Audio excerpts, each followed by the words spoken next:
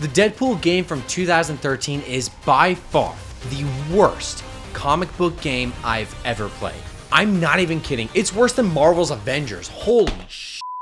And even worse, this game killed its studio, High Moon. The guys responsible for War for Cybertron and Fall for Cybertron. I'd even say that Deadpool is the Forspoken of comic book video games. And I know that sounds crazy, but if you let me say my piece, I think you'll agree with me too. But you may be wondering, why am I even talking about this game in the first place? He's now wrapping up his film trilogy, so I thought it'd be fun to take a look back at his first solo project outside the comics. Deadpool's had appearances in TV and games before, but this is his first solo project, the first time he really gets to step out into the limelight.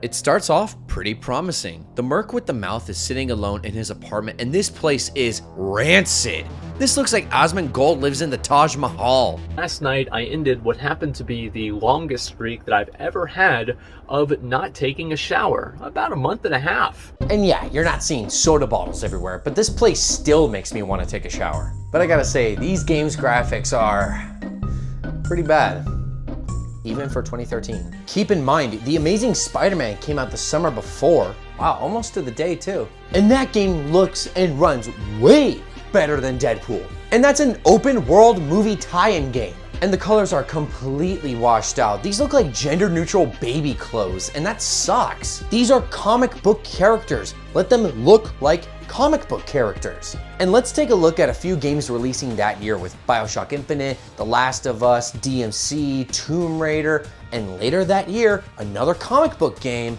Batman Arkham Origins. And it's such a shame because a Deadpool game could have looked amazing, but they give us something that looks like it's phoned in from 2008. Moving on, Deadpool gets a call from High Moon Studios, the developers of the game, basically rejecting the game until he blows up the studio. Relax. You know he's gonna call back. This whole interaction just shows everything wrong with this game.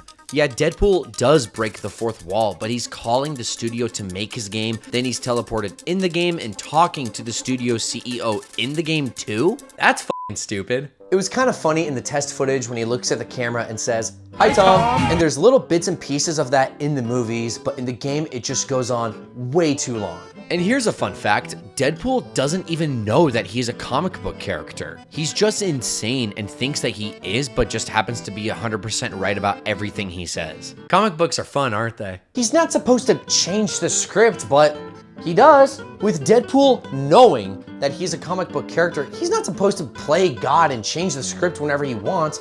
He just plays the part. In his first movie, you didn't see Deadpool saying, "Hey Tim Miller, why do I only have 12 bullets? Why did I forget my ammo bag? Did we lose the budget?" because that would be f***ing retarded. He just went along for the ride. And this happens all the time in the game. It is just lazy writing. And DP is constantly making references to High Moon like they're an inside joke between you, the player, and him, but I don't get it. You think it'll be the real deal this time when we find him? Better be. That joke's getting pretty old, even for High Moon. Referencing the fact that you're already beating a dead horse doesn't make it any better. It's just lazy writing. Again! The number one unwritten rule for Deadpool and Spider-Man is they have to be hilarious to the audience and f***ing annoying to everyone else. If I, the player, a Deadpool fan mind you, am annoyed at whatever Wade W. Wilson is saying, you failed. You f***ed up. Wow, a really poorly written main protagonist. I wonder what that reminds me of. I just moved with my freaking mind! You can tell that High Moon never once picked up a single Deadpool comic while making this game. Hold on, excuse me. Hello? What? No. Daniel Way wrote the Deadpool game? This guy wrote issues for Deadpool for years, and he wrote Wolverine Origins, which had Deadpool trying to kill Wolverine in all these fun and creative ways. And you do f***ing nothing with that and just phone in a script you didn't like?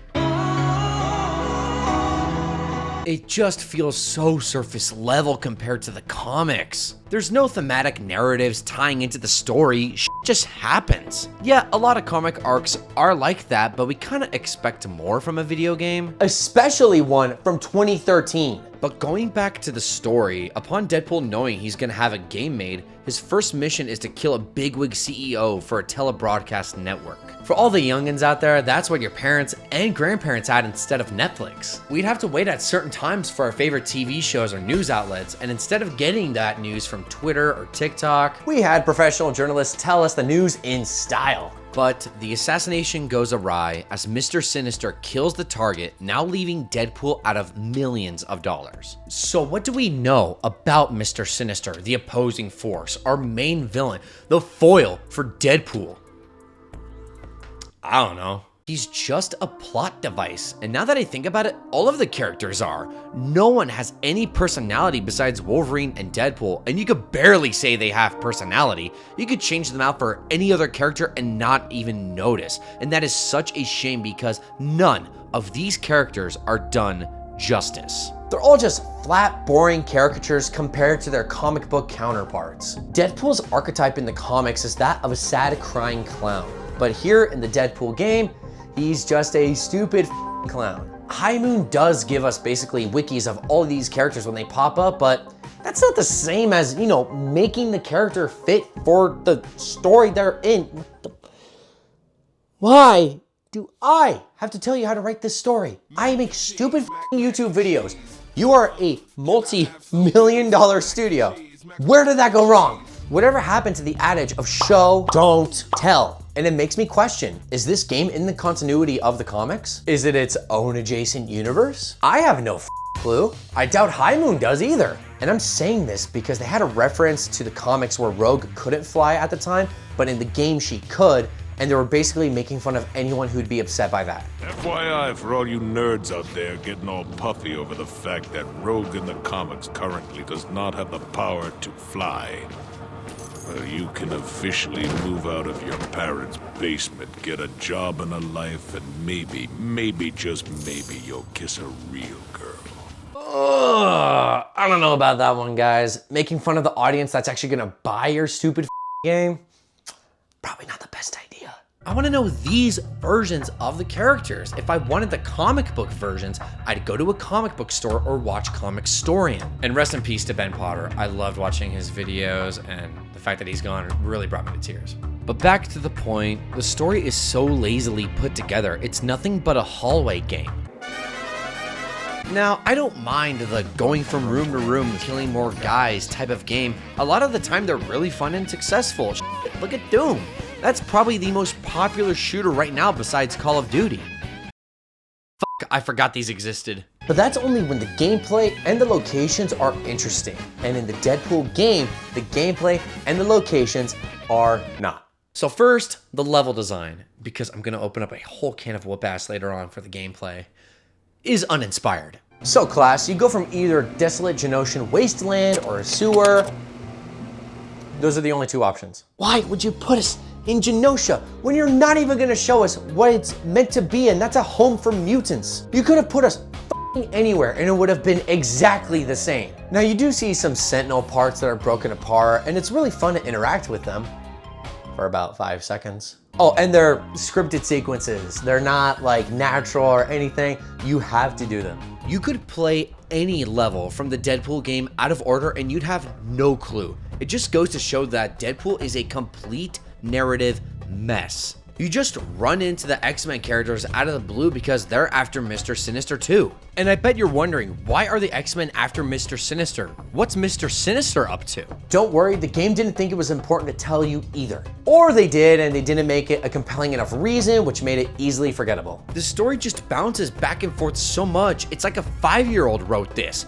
Just happens because, hey, it's Deadpool, he's random and quirky, right? But hey, graphics, story, level design, they're all pretty bad, but can the gameplay save it? No, because it's abysmal. So you get some sledgehammers, sais, and Deadpool's iconic katanas for melee. And for guns, you get SMGs, pulse rifles, shotguns, and his iconic pistols. You also have some throwables like a trip mine, bear trap, grenade, and flash bomb, and I barely used these. I think if a game has melee and long range weapons, they should incentivize the close-up melee weapons more. It's way more fun to just hack and slash enemies apart rather than shoot them from afar. But the Deadpool game incentivizes the guns way more. Then the melee weapons. Why? Melee is always way more fun than guns in games. And you might be wondering how they do this. By making the melee weapons weak and tedious as fuck. You're gonna be spamming those buttons so much, you're better off putting a massage gun to your controller. It takes forever to kill these enemies. Meanwhile, they'll sneeze and you're already dead. And the worst part is that it doesn't even look that cool. Look at Deadpool versus Darksiders. Darksiders has so much style brimming with it. Combos are a ton of fun to pull off. Hell, even DMC. Say what you will about it, but the gameplay is pretty cool and is actually pretty fun too. Darksiders and DMC have gameplay akin to when your feet hurt after a long day, and then when you get into bed, you feel your nice soft sheets and you just run it through, while Deadpool feels like you're trying to give yourself a circumcision and a vasectomy with a rusty Coke can and pluck your nose hair at the same exact time. The guns are barely better anyway. Its only upside is you could kill from a range because each type of enemy can and will kill you within 2 to 3 shots. So instead of getting bombarded by 15 gamma clones who will kill you before you could see them, blasting them with shotguns is just way more effective. And you best upgrade those bitches real quick or else they won't do dick. The enemy AI is ruthless in Deadpool. And what drives me absolutely nuts isn't the fact that they kill you within 2 to 3 hits or that they swarm you. I swear to God, you're gonna be clenching your ass cheeks so hard from tension playing Deadpool, you won't be able to shit for a week. Fuck you, Deadpool! It's like that even when you pull off special moves or when you're dodging, you know, the times where you're not supposed to take damage, you take damage. This makes dodging and doing special attacks more of a gamble because more often than not, I'm gonna die doing it anyway. Drop one off the ground and rip him to pieces. Up order to dodge those. This sucks.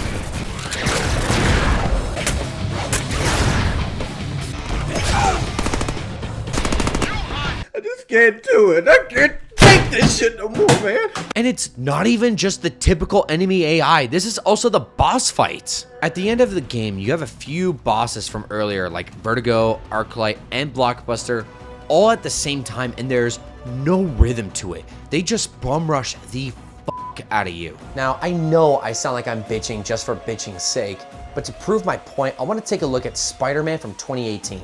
Okay, I know Spider-Man released 5 years after Deadpool, but just humor me. Do you remember those boss fights where you had to face 2 villains at the same time? Electro and Vulture, Rhino and Scorpion. Do you remember how well choreographed those boss fights were? Yeah, there were times where they'd attack you at the same exact time, but that wouldn't be the entire boss fight. No one boss would overtake the other. Even on the hardest difficulty, it's still challenging, but it's fair. In the Deadpool game, they're attacking you with everything they have at every moment. I died so many times here just because of the amount of bull there is here. Vertigo is disorienting me, Arclight is shooting at me, and Blockbuster is stomping me, killing me immediately before I can even pull out my gun. This isn't fun. And to be honest, it wouldn't even be that bad if the loading screens didn't take forever. You'll spend more time in a loading screen after dying than playing the actual game. Dying doesn't make me feel like Deadpool. He's got a healing factor like Wolverine's and he can't die. I get, yeah, they had to make you die to punish you in the game. That's what they're all about, blah, blah, blah, blah, blah. But what if instead of dying, having to go through that entire loading screen again, it was like a mini game where you're broken up into a bunch of pieces. You have to put your arm or your leg back together. The controls are inverted because your head's backwards. I don't know, it seems like, that sounds like fun. To me, that sounds like Deadpool. Okay, yeah, it's probably a little demanding for a studio to do in 2013, but it still sounds like a lot more fun than fucking dying. And little did I know that this boss encounter with these 3 assholes was a lead up to the end boss fight with Mr. Sinister. While still unfair like the previous boss orgy, that's not what's got me pissed. You spend the entirety of the Deadpool game trying to kill Mr. Sinister. You kill a ton of his clones thinking that that's the real one. And when you finally get to Mr. Sinister, oh, by killing more clones, by the way, all you do is push a button.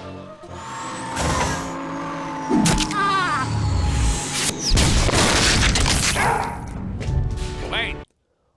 What? And then it ends with Deadpool asking Cable, is that the real Mr. Sinister? Cable gives him the thumbs up. And then this stupid image where him and a Booth Babe are on a liger with wings and he's holding a sword and then the rainbow. This is so stupid.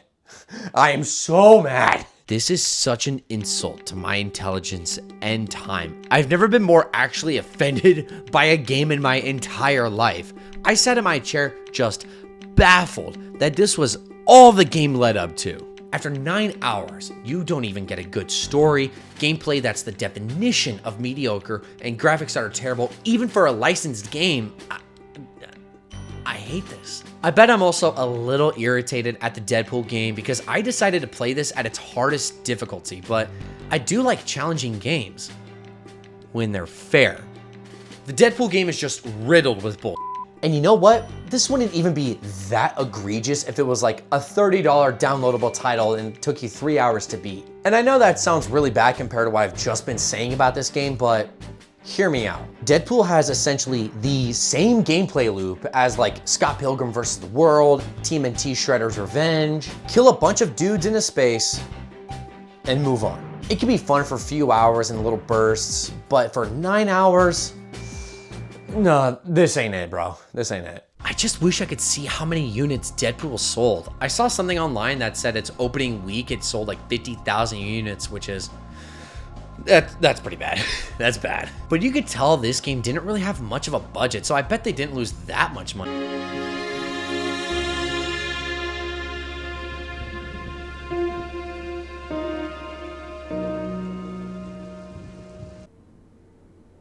What the f?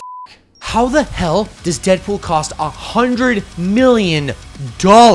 There's nothing to this. And weirdly enough, so was Forspoken. It's an insultingly simple game with no story, bad graphics, terrible frame rate, oh, and bad gameplay. Don't forget about the bad gameplay. What could cost $100 million here?